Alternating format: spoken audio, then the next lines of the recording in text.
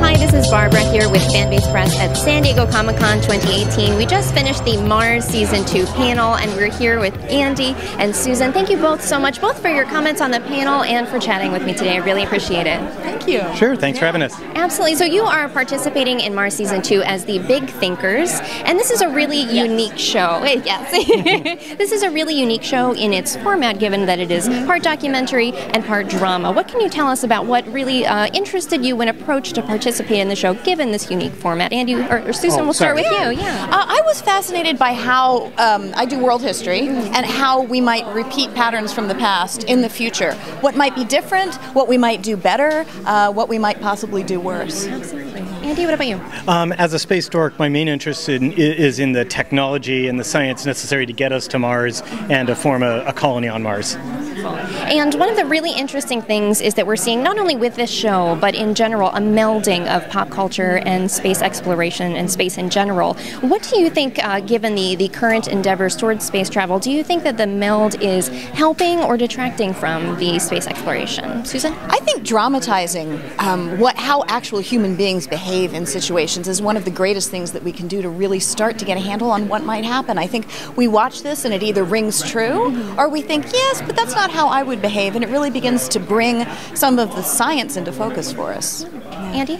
I think anything that brings spaceflight into the forefront is good for spaceflight. I think the way forward is for commercial spaceflight to really get a grip on things, and so the more the quicker they can get to the point where they have a profitable means of putting things into low Earth orbit, the better we are. Absolutely, and that actually transitions well to my next question, which is specifically about the show. We're seeing a lot about the comparison between the government approach towards space travel and that of the private sector. What are your thoughts, both on the show and in real life, on the approach to this, and how do we find a happy medium between the two? Well, I mean, I'm a big proponent of just commercial endeavors in space. So I'm the other guys. I'm the rig worker side of things. I think that economics is what really drives the science forward, and I think pretty much every kind of human settlement ultimately starts with the economics.